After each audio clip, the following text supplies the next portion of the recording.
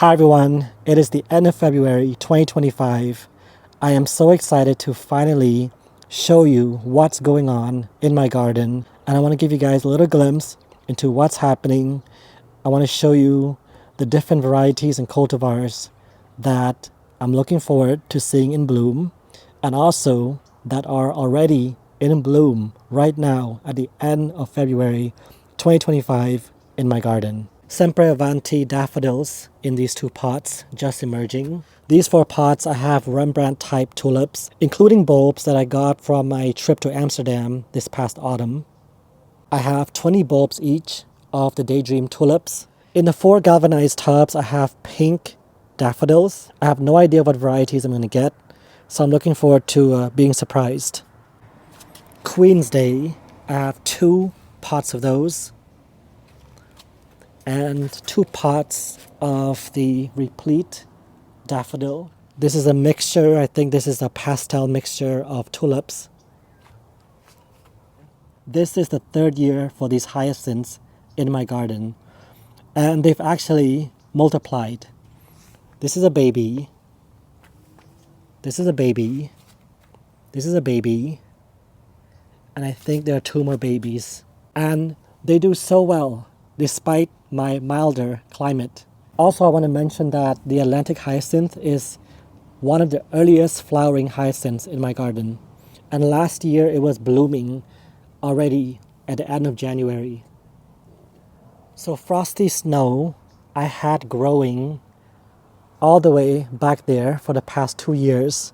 And I dug them up and I planted them up in the ground in other parts of the garden and also in pots. The daffodil begins like this, and the cup will actually fade and a ring will form around the edge of the cup.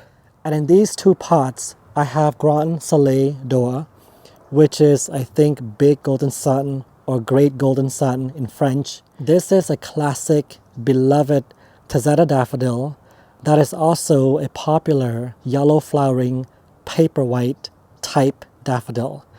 And I held back these bulbs to plant them quite late because I wanted them to bloom later. And look at them.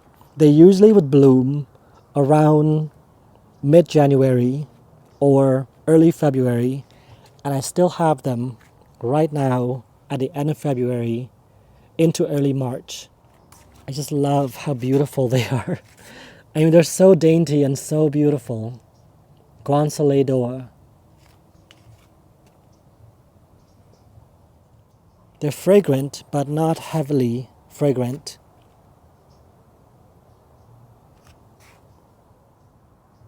Tete-a-tetes. So sweet, and this one is finished. Down here I have Pink Pride daffodils. Look at how sweet they are. Pink Pride daffodils.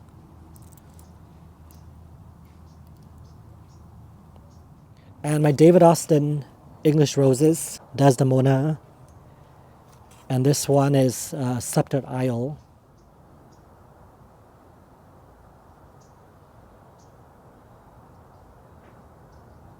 Look at this. Look at how sweet these are. Capiti Peach, Tazetta daffodils. Is this? Oh yeah, this is 1 stem, 4 flowers. They're so sweet. All these are tulips. They're really growing. All the growth is really fast because of our low 70s during the daytime and full sun, and as well all the surface heat coming from the gravel path and the rock border. Down here I have Thalia daffodils, a pure white triandrous daffodil. The Larkspurs are just doing so well. These are actually from my front yard. I spotted them when they were much younger, maybe like 2 or 3 leaves. I transplanted them into 6-pack cell trays, 1 each, and I nurtured them. A few weeks ago, I planted them up in this garden, and they've just really taken well to the soil.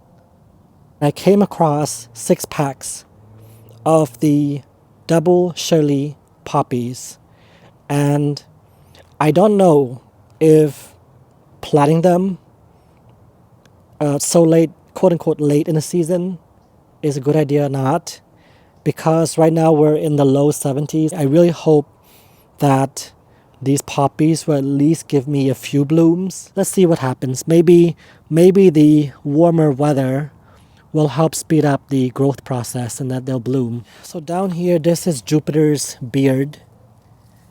And Jupiter's beard is notorious for self-seeding.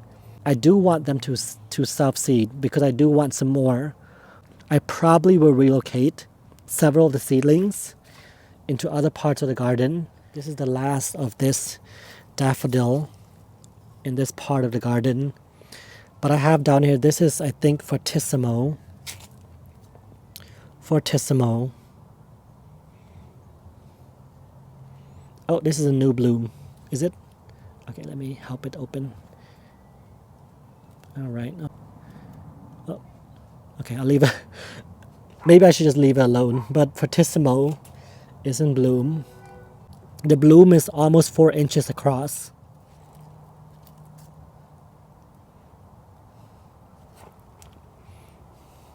Down here, I have many daffodils that are yet to bloom.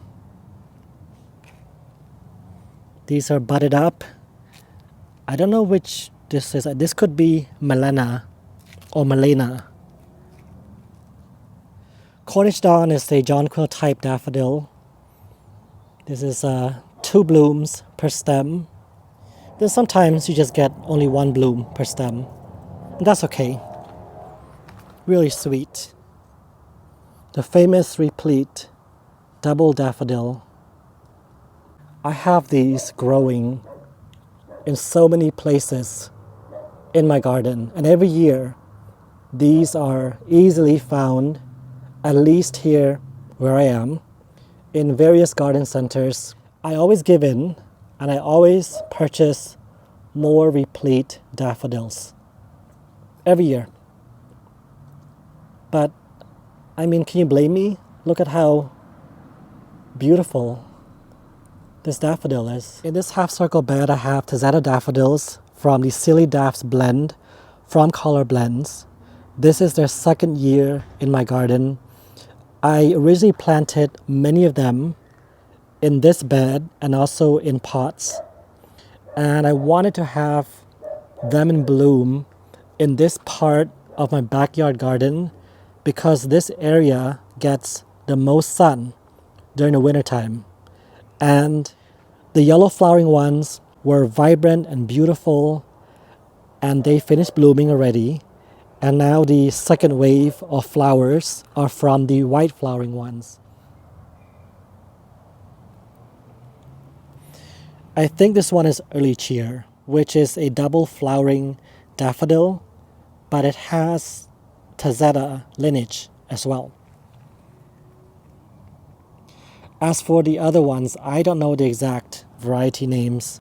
The Isles of Scilly are a group of islands off of the southwest coast of England, and they are known for their cultivation of scented daffodils. And this is where these daffodil bulbs came from.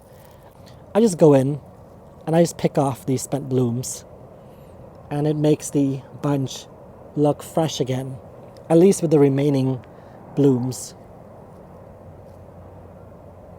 The cups of this one are a bit more lemony looking. And this one, paler. This one is very pale.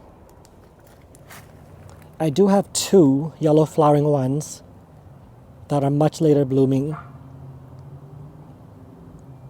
And they're still in bloom. And you guys, I have to tell you, the fragrance is so charming. It really fills the air. Okay, let's head down here. I think these are Delft Blue Hyacinths. I have so many bulbs of Delft Blue from the last couple of years that I just had to plant them somewhere because I was running out of time.